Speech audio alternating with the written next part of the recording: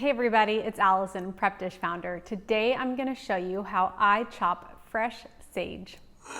Okay, so to chop my fresh sage, I'm going to start by picking all of these big leaves off and make a nice little stack so that I can do a lot of pieces at once.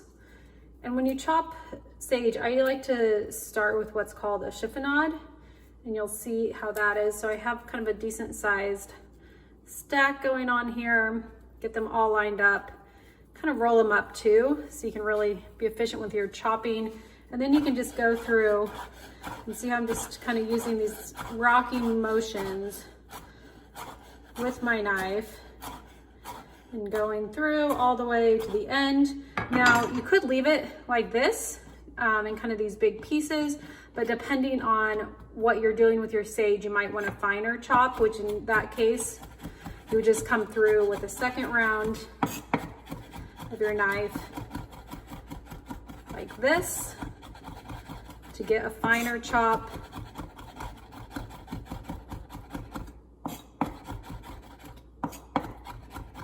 And depending on how much sage you need or how much your recipe calls for, you would just, continue this process for the remaining pieces there.